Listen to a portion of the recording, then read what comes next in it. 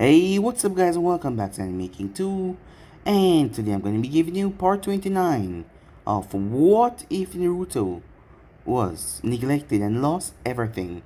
Remember to get this one to 100 likes as usual, share this to all of your friends in your social media platform, and also guys, stay tuned for the remaining What Ifs coming over Anime King and Anime King 3. If you're new, yes, you aren't mistaken, I do have 3 channels, Anime King 2, Anime King 3.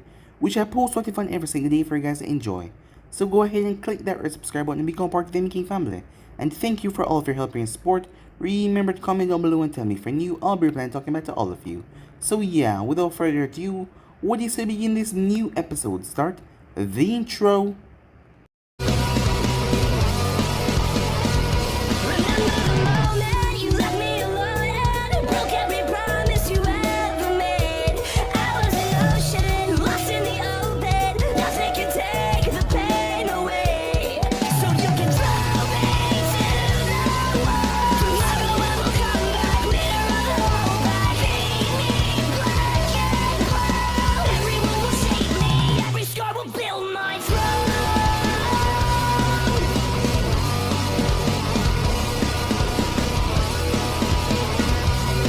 So the last time we left off, Naruto came face to face with Anko, as she was hoping that maybe far in the future that she could get a chance.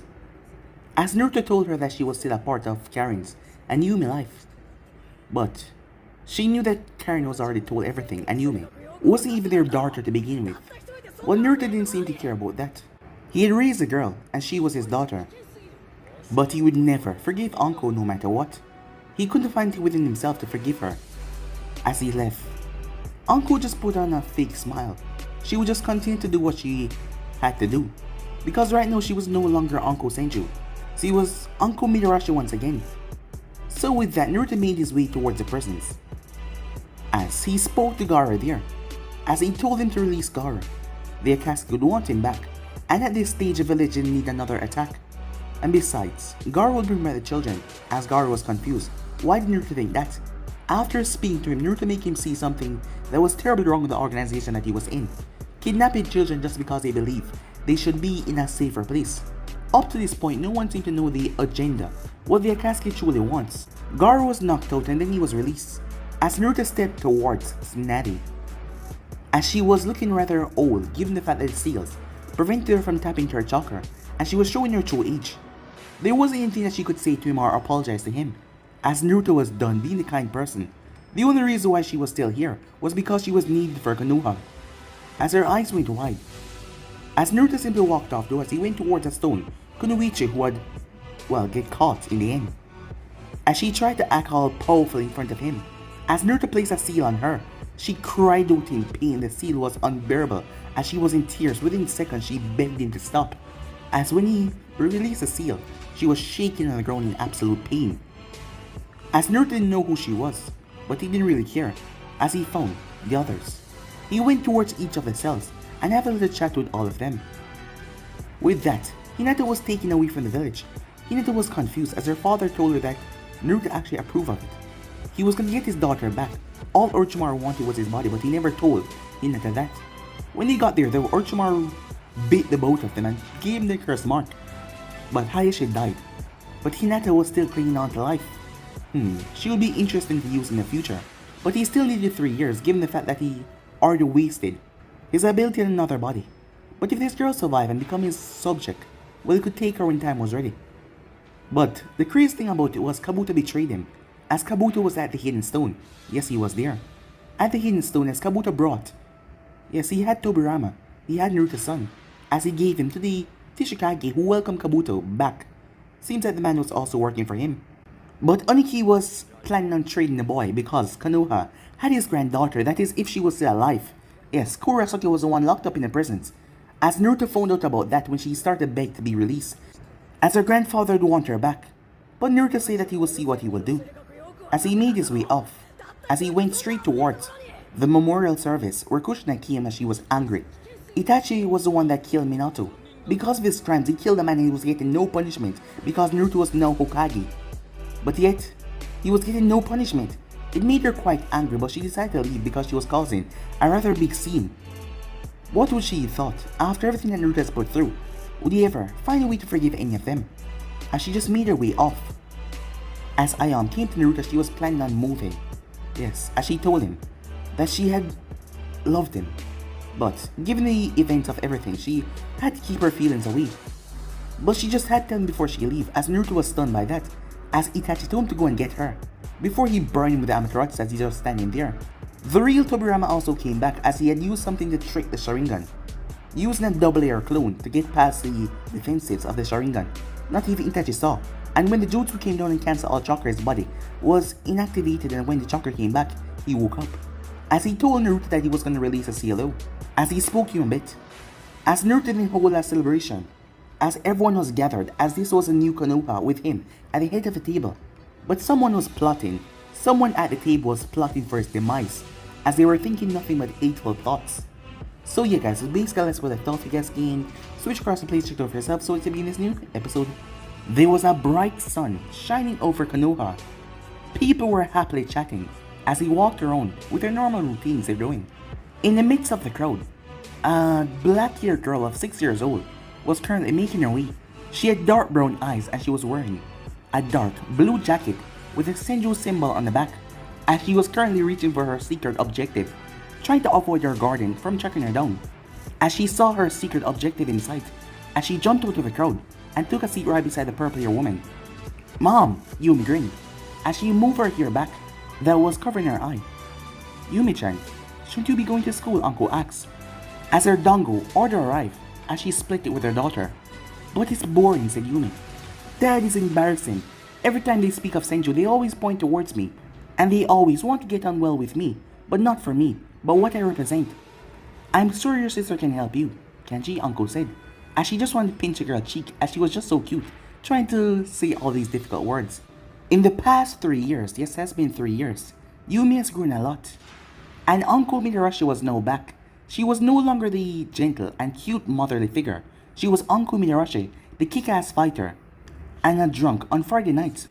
Big sister Karen is based at the hospital. She's a chunin now, so she had a lot of responsibilities. "You too have responsibilities, Yumi." As Yumi paused, hearing that voice. "And going to the academy is one of them." "Did he really have to send you, Uncle Itachi?" As Yumi turned and frowned, as Itachi was standing right behind her. He was wearing an envoy outfit, but the chest piece had a kanji for the fire on the center. After all, he was a right-hand man of the Hokage, chief of the envoy guards, and one of the few that were sent to catch Yumi and bring her to school. If her father was lenient, he would task Jennings to do it. During boring history days, he would just simply allow her to do as she pleased. But when on important days, he sent Johnny 11 ninjas up to get her. Out of everyone, Itachi always caught her in a short amount of time, mainly 3 minutes. "If it isn't good old Itachi-chan, how's life treating you?" Uncle asked as she paid for her dango. As she flashed one of those smiles. "Everything is fine, Uncle-san," Itachi said, with a polite nod. He was probably one of the few that didn't mock her by calling her by her surname, the old one. "Good, now Yumi, go back to school. I have work to do." As she waved towards Yumi and made her way off. Now, as Uncle made her way off, she was gonna deal with her personal meat bag. As lately the girl has been looking at her with dead eyes. But the girl was still breathing, so she had to still be alive. Maybe she would try to fake her rescue to give her some hope that she was actually gonna go home one day. As Uncle made her way towards the TNI department. As Yumi pouted that she was taken back to school, as she was forced to go inside the class. As Iruka merely made an awkward smile both at her and Itachi, before starting up once more, as Itachi flashed away. As he made his way back to the office. "So," said Naruto. "She's fine, Naruto, she's fine," Itachi said. "Thank Kami," said Naruto. As Naruto released a sigh of relief. Even Inoichi wasn't that much fatherly. Well, in some areas, Naruto was a kind, gentle soul. The war with the Hidden Stone is going well. We're holding the front, and we're expanding through it, and the Hidden Ring has actually helped us. "But you don't trust them," Itachi said.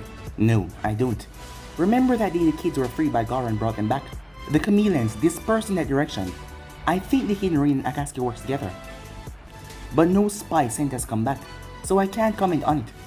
"Maybe you're overthinking it," Itachi asked. As Naruto shook his head. "We no longer have Jiraiya network." "Damn it," said Naruto. "If only the man had left something to work with. Notes, paper, something. There's probably nothing left to salvage. You know how spy work goes. For all of its worth, no, don't, said Naruto. I understand, said Itachi. Itachi was always one to apologize for the things that he did in the past, and Naruto never liked it. It had been rash, a decision of anger and hatred. He had obtained his revenge, and Konoha lost his great spy network, the Yellow Flash, who was pretending to be Jiraiya the entire time. If Minato was spared, he could have probably ended this war. And not to mention get valuable intel. I'm thinking about going to the front lines, said Naruto as he rolled a map. If I can get deep within the enemy territory, I just need 6 tails to wipe out the entire Hidden Stone forces. Naruto, Itachi said, looking a bit concerned. What should I do then, said Naruto. You know, we will win this war. We have to win this war, said Naruto. But the casualties will be reduced if I go. I only need 1 day, and I would destroy the entire Hidden Stone. You would kill innocents as well. Your power, it doesn't discriminate. Every man, every children, every innocent around you will die.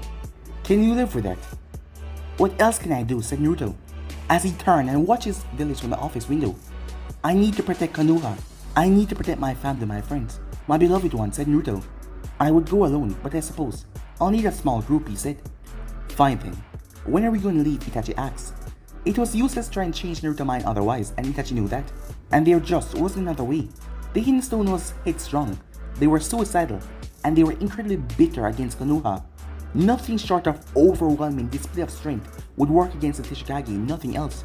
You are not leaving, said Naruto. I need a substitute Hokage while I'm off the war. I'm going with Kakashi and Kunai. We'll work our way towards the Hidden Stone. They will bail off while I show the Tishikage he should not mess with Konoha. Why Kunai? I could come in her place, you know? If you need a Genjutsu specialist, I could... Itachi, you're one of the few people I trust with this role, and I need Konoha to work like a clock while I'm away, and Kakashi, for all of his good traits. He can't help but be late. Probably, he will even be late to his own funeral. As Itachi sighed, at least tell me there's a trick to paperwork or something, as the both of them laughed. As the two of them went about their day, in the hospital, a red-haired girl was writing. As she was writing about the best way to capture someone's heart. Firstly, Karen was now wearing a pair of glasses, and she was also wearing a light green blouse and a pair of knee-length blue skirt with ninja sandals completing her attire. Oh, this is so wrong. But we are not related. It's wrong, father. Don't worry, my precious daughter. I will make it right. Okay, father. And then the both of them locked lips in a furious passion of Karen-chan. A voice startled Karen as she quickly slammed her book closed. As she turned towards Pinker Kunoichi, a student of her father, she had been jealous at first that someone else was being taught by her father, but then she found out that Sakura was in some kind of relationship with the Uchiha, so that was good enough. It was funny, both of them said that they weren't dating or together, but the Uchiha was always getting clumsy in his train and getting hurt somehow, and he would meet up with her at the office, but Karen could sense through walls, so she knew what the both of them did in the privacy hospital room. Sakura-chan, you scared the hell out of me. Lost in your fantasy world. Anyway, you got the chart on patient 5. I swear they keep on disappearing. Patient 5? Why would I have them? Karen replied, as she turned to leave. So you do have them, said Sakura. Listen, I know how much you like your father, but this is getting ridiculous. I am his personal physician, and that is all, said Karen. That's a title you gave to yourself, you know that, right? Anyway, I need those. Snelly-san wants to check on something. The old hag can move her old ass down to the archives and look for them there, said Karen, as she whispered, before she froze. She's right behind me, isn't she? Sakura took a step backwards. I can hear you pretty well, despite my age, let me say, said Snally. Oh, you know I have some stuff to do. Goodbye. As Sakura vanished, making her way down the hallway. So, where are the charts, said Snally. Know where you need to know, said Karen. You were such a cute child. Karen, don't be this difficult, come on. Your father forgave me already. As Karen shook her head, he's just too kind. And it's just because it was you that helped him when he was younger. And I can't afford to let people hurt him because of his kindness. So, I have to be the one there to rough them up a bit, she said. Is that why you keep on berating Ion? The girl is sweet, gentle and kind. And out of everyone else you should know that. As Karen looked away rather quickly. I'm not going to take any chances even if father likes her. I know that he don't actually love her. as she reached into her left pocket and pulled out the clipboards. See, was that so difficult? As Tsunade scanned the clipboard, he has a bit of cholesterol, ramen intakes. I knew I shouldn't have trusted the bitch. She's killing him, one ramen bowl at a time, as Karen jumped through the window. Tsunade sighed, as she flipped through the chart once again as she paused. What's this? As she saw something peculiar that she's gonna have to investigate. Meanwhile, Ayam was watching as her favorite customer and her secret boyfriend was in the process of eating a bowl of ramen, keeping himself camouflaged with a chameleon jutsu. It required a lot of work and practice to do this. If he became fully invisible, people would have just sit down in an empty spot and disturb him. And not to mention a chopstick that was bringing up noodle and just vanishing would have made people question their sanity. So Naruto Senju obviously skipping paperwork, while the right word would let Itachi get a feel of it. Had an epiphany one day. So there sat a seat with a paper tag on it for no one else to sit down. But the paper tag was just an illusion as he was one sitting there, quietly munching on an invisible bowl of ramen. All Ayam had to do was put down the bowl and wait for it to disappear in mid-air. You should have seen Itachi's face. Ayam giggled and blushed because, to talk to her, Naruto used his master over wind, and it carried the back of her ears. And it felt like he was behind her, whispering. She served another customer, she couldn't reply because there was people in the stall. Ayam watched as a 16-year-old Karen came inside. Karen-chan, what brings you here? As she knew full well against Karen, keen senses, Naruto camouflage was null. So I was right, huh? As she looked towards her father's seat and sighed. I can explain, my darling daughter, said Naruto, as the illusion faded away, revealing the fifth Hokage, much to the surprise of the other patrons there. Your total cholesterol levels are at 5.3 milliliters. You're 0.1 above the desired level, and yet you stuff yourself with ramen. Of all things, sea ramen is made with fish, and doesn't fish contain... It's the action that counts, she cut him off. Do you have a death wish or something? I told you not to eat ramen every day, and what do? I don't care if you have the hots for this tall girl. You're gonna die if you do, and who's gonna care for me and Yumi-chan, huh? Naruto sighed as he pulled her into a hug. Sometimes she can be rather dramatic. This was a daily occurrence, not even Ayam was bothered by being called a tall girl anymore. Sure, the corner of her eye was twitching, but she was still smiling. Calm down, said Naruto. Come on, you're a big girl, and I'm pretty sure you can handle yourself. Fend off yourself even if something happened to me, he said. He wished he had kept his mouth shut right there, as Karen was an extremely sensitive girl when it comes towards that topic, and she could read his aura as she pulled back and looked at him. She could feel it, yet a really risky mission coming up. You're going on a mission, aren't you, she said. Ayam, right eyebrow twitch. She hadn't been told either. Something more than two females fighting for a man. Was when those two females actually got together when they had something to fight for. Oh really? Hokage-sama, Ayam asked. The customers quickly paid and left. I cannot discuss what this is about, said Naruto. You're going on a mission, said Karen. You're the Hokage and you're going on a mission? And it's something that you're gonna regret doing. Why? I can't. I don't care about what you have to do, father. I want the reason why you can't send someone else. It's necessary, said Naruto. It's something I have to do. Whatever, she said. She crossed her arms as she turned to leave. I'll see you at home. Don't you dare be late. As Ayam sighed as Karen left. Something extremely difficult coming up, she said. You know, the stall is empty right now, and I could use a break in the back, she said to him. As Naruto understood what she meant, as he looked around. Meanwhile, with Sasuke. Sasuke was pissed off, and so was Neche, the both of them becoming chunin as they looked at each other. They looked angry, but at the same time they were smirking. I say that you use a lightning clone to shock him, while I take the left flank and create a distraction to close all of his points on his left side. Then you send a fire jutsu toward him to make him use his water shield to shield himself. While he does that, I charge through my Chidori from my hidden spot. And obviously by then he probably make us eat the dirt, but he should probably give us more pointers on it, right? Or maybe I can jump from above and use a lightning rotation to make him use a water source of protection. And then you fire your Shidori Senmon in the water current, said Neji. It wouldn't work. You know that he controls the direction where the water goes, so he might just turn and make it shock you, said Sasuke. As he grabbed a pen as he started to write, maybe we should try some Funjutsu and get killed. Ino says she came into the argument. You just don't challenge a Funjutsu master on his own grounds. Trust me, he's wicked when it comes towards Fuinjutsu. I feel there's another story behind that one, said Tenten as she threw a piece of wood at the campfire underground. Well, they decided to make me tag along, and I threw an explosive tag towards him. I should have known that if they didn't use it, I shouldn't either. He used water to change the tag action right in the fly, said Ino. Instead of exploding inwards towards him, exploded outwards towards me. Needlessly, I just stuck to using lightning jutsus from those times. Ninjutsu is the only thing that he doesn't automatically redirect. That and long range attacks. And I think Lee got a good hit in, once or twice. He was toying with him, Sasuke said. Still, it is nice to see that Lee can actually act quietly after he removed all that green. You should have seen guys into his face when Lee came in a black spandex, said Tenten. I never thought I would say this, but I actually missed the green spandex. It looked idiotic, but the black one, it looks, well, kinky. That does it. You're officially gay, said Sasuke. At least I know why you're all so up right now. It must have hurt, taking it up in the... Neji snapped his head towards Sasuke. Shut it. I recall that your mother was there, looking at Sensei's actions, and maybe they... Not. Another word, said Sasuke. I still don't know what she sees in him. He's an idiot. Still, maybe it's a youth.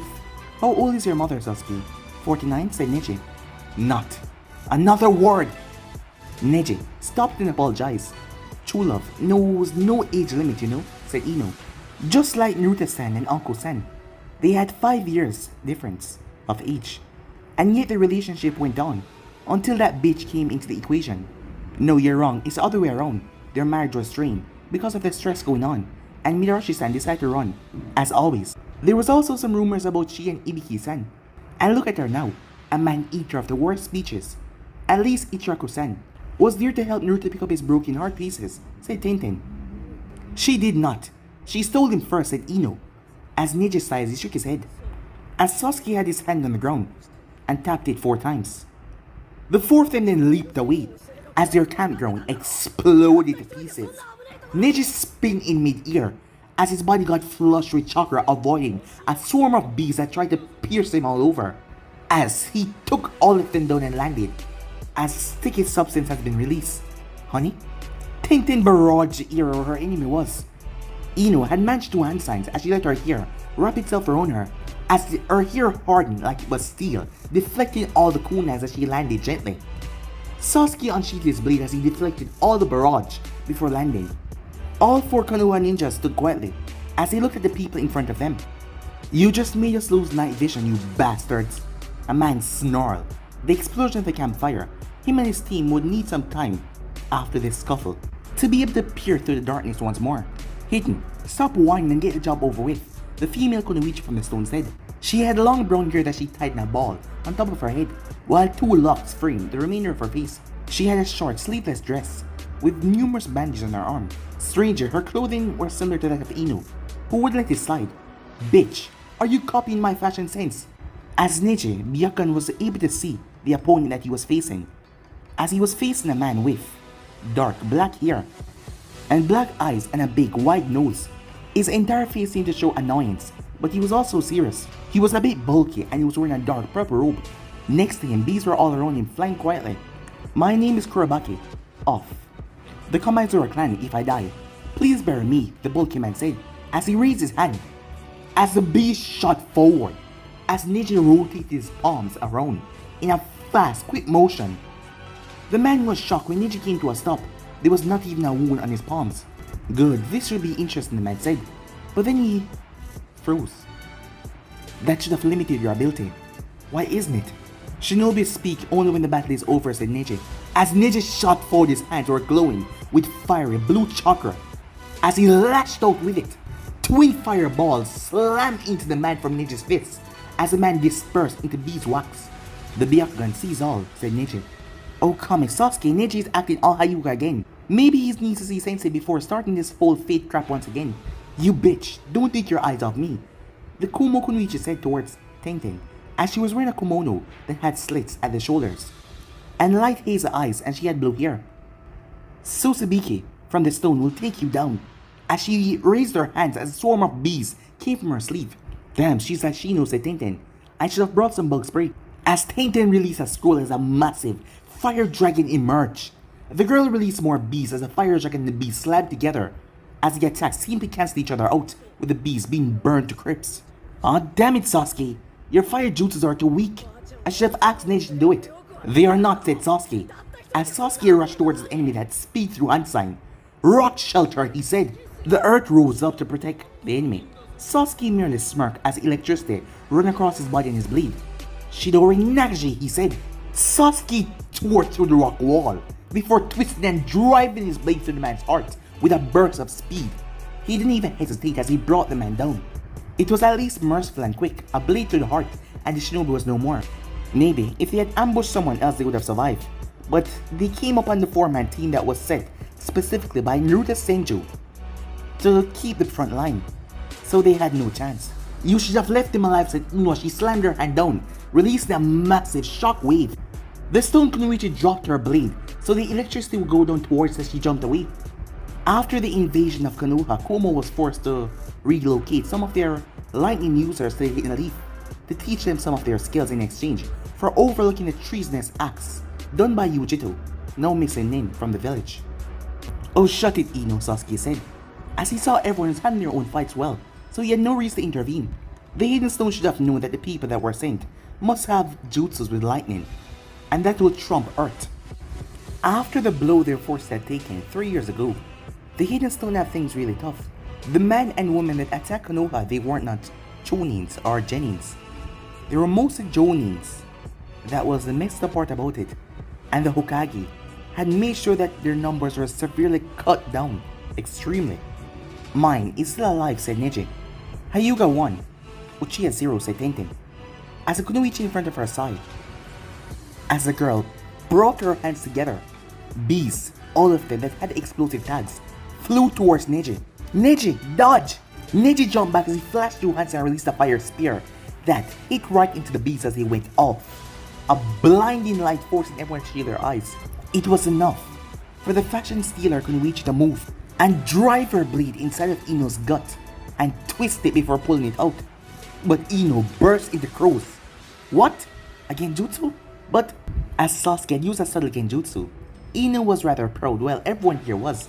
So helping them, well, they were going to be a bit angry. They could handle themselves. As Ino pierced the girl through her back, right in her spine. As the girl dropped towards the ground, twitching, unable to move. She left herself wide open. I knew it. True fashion prevails over cheap copies, Ino said. This will not be the end of me. As she used her blood and slammed her hand down as that giant beast rose up, with her on top of it.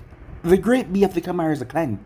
Destroy them, now! The beast spat a glob of strange honey out of his mouth as the 4-man team moved. Damn it, said Sasuke. We don't need this to be too flashy. Oh, shush it, Uchiha. Let Tenten handle it, said Neji. She's all yours. As Tenten released a giant scroll that was sealed in her wrist, she tossed the scroll up in air and weaved one hand sign. Thousands of kunais rained down. The beast tried to move out of the way, but it had to avoid a lance of electricity that came from Sasuke, as the kunais had chains on them that ripped through the beast. As Neji and Sasuke grabbed a hold of one of them, combined grilling barbecue, electricity from Sasuke and fire from Neji, they turned the beast to dust without giving it a chance to dispel. Same for the Kunoichi on top of it. I said to keep her alive, Ino said as she made her way over. The girl was dead though. How are we supposed to get info from her when she's dead?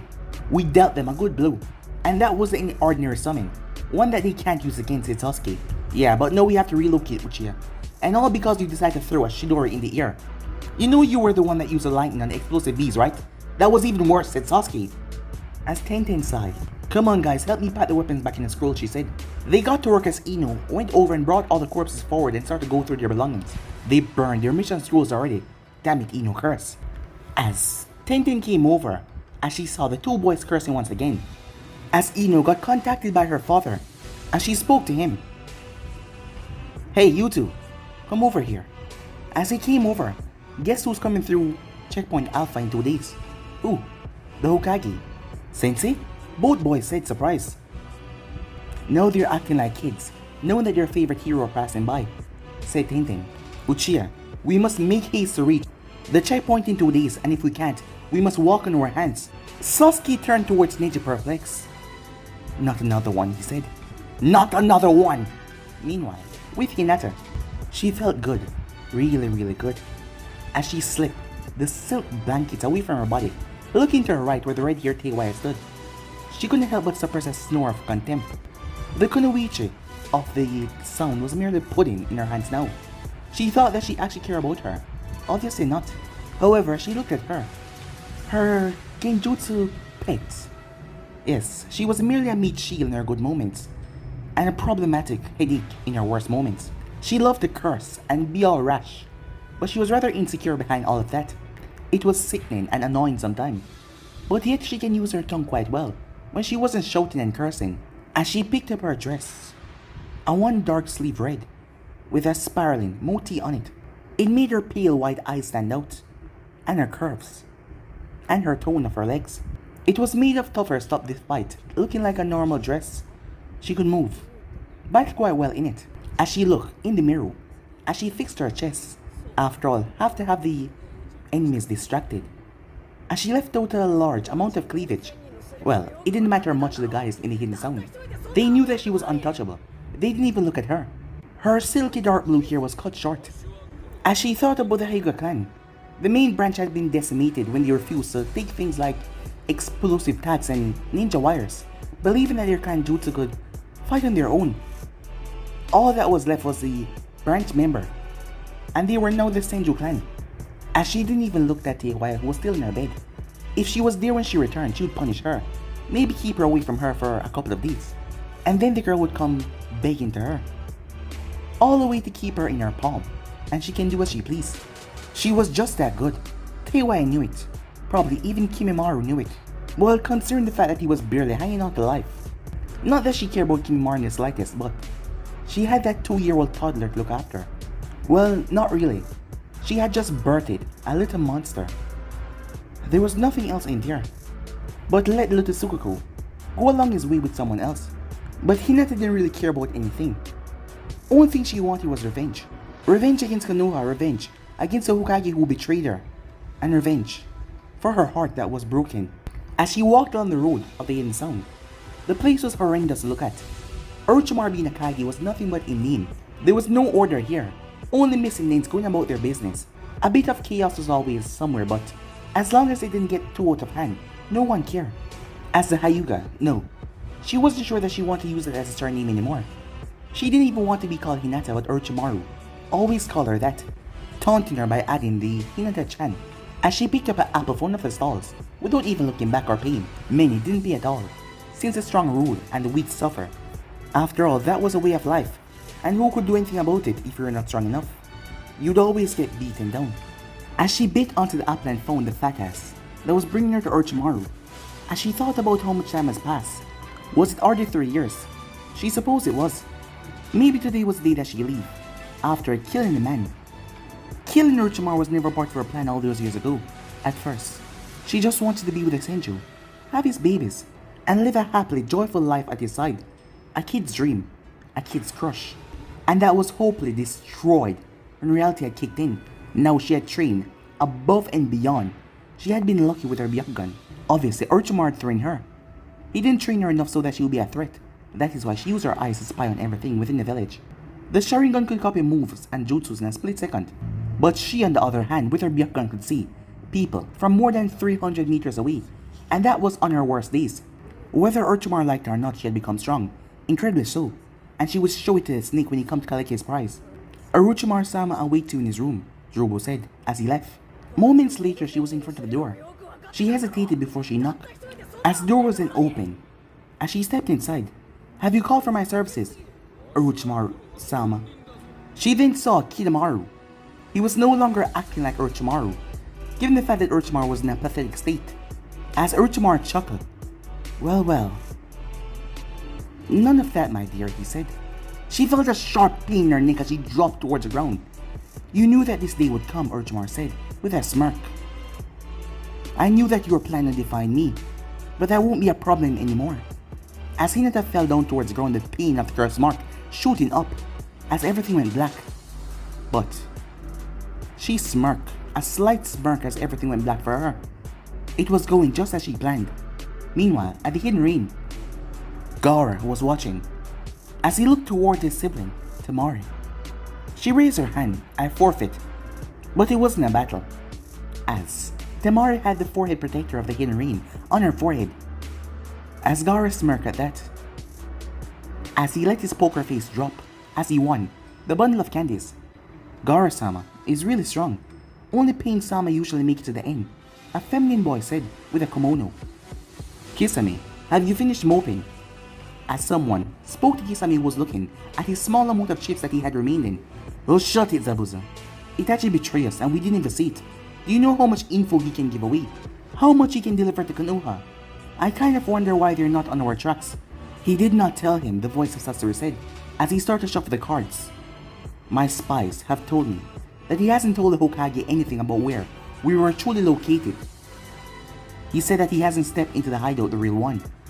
And the Hokage bought that, as Zabuza. As Gaara slightly tensed a bit, the Hokage is terribly shrewd. He should know the truth from a lie, said Gaara. Yeah, seems like he blindly trusts people until they stab him right in the back. Huh. Stupid policy, said Kisame. Stop with your whining and play Hanse Deidara, as he used the mouth in his palm to switch his cards. Zabuza-sama, I advise you to fold unless you possess 4 aces, Haku said. Everyone else fold, without raising a pot. Zabuza, you should have taught the kid to play better. He just here gave away his hand. But Haku placed down his cards, and he had nothing, absolutely nothing to win. Well done, brat. What were you saying? You shouldn't trust anyone to begin with, said Zabuza, with a smug smirk. The door suddenly burst open, as Konan was standing there, puffing and wheezing, as her frame was covered in blood, but it wasn't hers. We have incoming. Stone and the sand. Coming through one side. At the mention, everyone turned to one another. Pain was out of the village because he had business with the Eight Tails at the moment, as everyone feel like they wanted to swear. Kankuro, right? Temari whispered. Don't worry, sister, said Gaara. I won't kill him. Not directly. Well, he used my puppets. I can take care of that side. Maybe Chiyo is there as well, said Sasori. Isn't the stone busy with Konoha? Haku said, standing up, only for Zabuza to step right in front of him. I think they're trying to press the change to the border. The sand cannot attack Konoha, but they can push through the hidden rain. And with Pain and most of the Jinchuriki is gone, said Zabuza. Without the rain, we didn't sense them coming, said Konan. And we did not expect the hidden stone to participate. We thought that they were busy with Konoha. To think Roshi and Han are with Pain. Preparing for a planned Atlantis, Zabuza said. Gaara, can you place up a sand shield around the village? It won't last more than 5 minutes, said Gaara, as he looked towards the walls at the approaching mass of shinobis. They're pretty stupid to attack head-on, which means they're not stupid, said Kisame. They had this plan, knowing that Pain wouldn't be here. Who tipped them off? My spies picked nothing, said Sasori. But considering that my spies in the hidden stone had been dealt with, followed by Kabuto's defection, that little 4-eyed piece of crap, Zabuza said. I never met him, but I really want to snap him like a twig. We should scatter and hold different parts of the village and proceed with the evacuations at Konan. Hopefully, Project Atlantis will be concluded by time the refugees arrive. Alright, then I'll take up some of each. Haku, you go escort the civilians. Zabuza-sama. No refuting orders. Now move, said Zabuza. And with that, Haku moved off. So, you sense it too, huh? Said Sasori. Difficult not to. I'm just glad Haku did not. She would have put up a fuss. Kisame looked towards Zabuza. Oh, finally. Now I'm sure that she's a girl. Nah, I'm just messing with you, Zabuza chuckled. What do you feel? Asked Temari. It was Gaara that spoke. The 3 tails. The chakra. Wait, wasn't Yagura? As Zabuza turned towards Sasori. We replaced him and placed me in his place to stop the bloodline purges, but we never expected. How did the hidden stone in the sand get their hands on him? Kankuro is guided by fear and hatred, but I don't understand why, said Gaara. When he came back from Konoha, he had a different look on his face altogether, said Temari. He said some pretty horrible things about Jinchurikis being monsters, and when the council was in a pinch on who to make the Kazekage, and you came around offering your power, that put a nail in the coffin. Still, how did they capture the 3 tails? Who did it, and why? I don't know, said Kisame as he raised Hinata, but I suppose I'll go and hold him off. I just hope it's not that damn stone shinobis.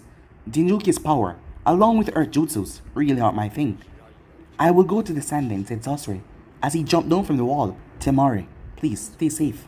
And with that, Gaara was off. I'm perfectly capable of handling myself. I need a hand to escort the civilians away. As Temari sighed, they were babysitting her, so what if she was not an S-rank shinobi? Meanwhile, Sasori was in deep thought. How did they bypass his spies? Who did it? It was then that Sasori heard a voice amongst the stone shinobis, particle style. As Sasori's eyes went wide. Meanwhile, with Katsumi, she pummeled the wooden pole until it started to bleed. Moments later, she did it once again. When her knuckles healed, because they always heal, she did it once again, and then again, and then again, and again, and again. She was grieving, she was saddened. Every single day she was reminded about being alone. Well, she was actually alone. Her brother told her his door was always open. But she didn't want it. She heard about what happened. She thought that she had been mistaken in hearing things, but it was correct. If revenge was a dish best served cold, then Naruto revenge had been a large dish. The fourth Hokage, hers and his father, was a name to now be pronounced with insults. The cause of the Sand invasion of Hiri, looming threats, of the Hidden Stone, of Orochimaru, all of it had been unloaded on Minato. Even the slaughter of the Uchiha clan and the kidnapping of Naruto's son, it was done by him and Danzo. Everything was dumped on her father, who she never thought would have done something like that, except the man had done them. Even worse, he'd done them and kept a straight face in front of death. The only thing that she was thankful for was that her brother did not reveal to the world that she was the Kyuubi other half. He had kept it a secret from a general population because of a promise, and her brother always kept his promise. She should have forgiven him, but her mother had left, and he labeled her mother as a S-rank shinobi. Her mother had left without her, and thus she was alone. Naruto could no longer teach as he was too busy with Hokage stuff, so Kakashi had been their replacement. She and Kiba and a Yakumo girl, Kurama Yakumo, Sai had just disappeared one day, and Karen was busy at the hospital, so the team had fallen apart. Yakumo was nice and Kiba did not push any argument against her ever. They had made Chunin together. There had been no ill will against them by the villagers. After all, what did she have to do with her father's actions? She never was a part of it. Yet she had never felt such alone, in so much pain. Sure, she wasn't hit, she wasn't scorned, but people look at her with pity, and that made it even worse. So now she was pummeling the wooden pole with her fist over and over again. Now that she was a Chunin, she did not know what team she would be on, but she remembered her sensei's words. She was trained to use big jutsus and wipe out the battlefield. She was made to be a monster of carnage, whether she liked it or not. She was one. Yosh! A voice shouted out as she turned towards my guy who had a scroll in his hand. The fires of youth burn brightly within you, he said. Mission? As she took the scroll offered and read it. A-rank mission. Jonin leader Mike Guy. Team Katsumi Namikaze, Rock Lee, Sakura Haruno, Shikamaru Nara. Objective: push through corner beta and generate destruction. Along Point Thrill. Withdraw when overrun. Assigned by Hokage representative Itachi Uchiha. Time request for mission unknown. Risk extremely high confrontation with enemy shinobis. No requirement for stealth. Be as loud as possible. Be as loud as possible as she looked up. But Guy was gone already. Day after mission scroll was given was the date. She shook her head. As she made her way home, the one that she lived in for years now had been destroyed in the Hidden Stone attack. And since it was Hokage's mansion, and Naruto was currently living at the Senju compound, no one wanted to waste money to rebuild it. So she got a small cottage within Konoha walls, a distance away from all the people. A silent retreat for her. It once belonged to her father. It had a roof and a bed, and that was all that she needed. Furthermore, it was quiet. She had a day to get ready before departing on her mission. As she grabbed her scroll and started to steal things away. As she looked towards the wall at a picture of her when she was a baby, there had been no pictures of Naruto around here. As she picked up the picture, stopping what she was doing as she looked at it, the picture felt unusually heavy. As she pushed aside the picture frame at the front, she gasped when she saw 4-year-old Naruto being held by a sleeping kushina. Her brother looked so cute and defenseless and innocent. As she removed all the photos, all the paintings off the wall and removed the frame as she saw them. Pictures, a lot of them of Naruto. Her father had taken them, and they weren't thrown away. She even saw someone her brother was in a Chunin vest when his hair had been dyed grey. She couldn't help but think that her father actually loved Naruto. Her father loved his son so much that he died by the hands of his son's best friend. Would Naruto think the same after seeing this? Father never hated you. He was willing to live a life filled with your hatred, but he would never hate you. He never did. She grouped the photographs together. She would show them to him, but she didn't recall that he wasn't there. It was Itachi who handled the mission, and he was probably out on the mission, so there was no point of going there now. So she wrote a few words. Father never hated you. As she placed one of the pictures on the front, with a pregnant Kushina, a 4-year-old Naruto with 2 fingers up, and Minato smiling happily. She would send it through the postal service even though he was in the village itself. So when she was gone, her brother would trace back the photo towards the house and find all of the piles of pictures stacked up. Obviously, that was if he returned before her. If he did not, she would just have delivered the rest of them to his office, as her mission was going to be dangerous tomorrow. This was not just a small team put together, as they were going to go towards a hot zone, where many people died and didn't come back from. This was basically a kind of suicide mission. She no longer felt the need to drink any tea. Time skip, was this real necessary, Naruto thought, as Kurenai was pissed. Sure, she was on maternity leave. Asuma had been pissed as well. But really, did he deserve for her to give him a death glare? She had left her daughter Sumaira in the hands of episode team. Konoha was amongst them. She could trust him. As Naruto closed his eyes as he fell through his chakra. 3, 2, 1. As Kakashi simply sidestepped out of the way, as Naruto simply dodged and leap, dodging the attack of Neji and Sasuke. Sensei, we knew that you were passing through here, so we decided to intercept you, said Neji. Is everything alright at home? Is my mother still seeing that thing? Asked Sasuke. Sasuke, my guy, is a pro shinobi of Konoha. He is naive a man, he had his quirks, but it's been 3 years since they started date. You really should start looking at his good sides, Naruto said, as Sasuke rolled his eyes. For as much as I love to take a rest, Hokage-sama, we have a tight timetable, said Kurenai. Oh yeah, said Naruto. By the way, where's Tenten and Ino? Alive and bitchin' as always, said Sasuke. Alive and bitchin'? Tenten-chan, I think I should tell Sakura-chan that her boyfriend tried to take a glance at my underwear last night, said Ino. Sasuke pale at that. What? I did not, he said. Well, I'm sure Tenten would testify, am I right? Of course, Tenten said, as Sasuke paled even more. Alright everyone, listen up, said Naruto. I knew that I would be seeing you guys here, and there's something I need to tell you, he said, as they all group up together. But guys, be in subscribe right here. If you want to see the next person, do like, subscribe, comment down below, and turn on the bell notifications they posted. Remember, share to all of your friends in your social media platform. And also guys, stay in tune for the rest of what is coming your way over in Anime King and over in Anime King 3. If you're new, yes, you heard that correctly. I indeed have 3 channels, Anime King, Anime King 2, and Anime King 3, which I post what if fun every single day for you guys to enjoy. So go ahead and click that red subscribe button and become part of the Anime King family. And thank you for all of your help and support. Remember to comment down below and tell me if you're new. I'll be planning talking back to all of you. So yeah, without further ado, what do you say we get the hell out of here? See you guys soon. Peace out.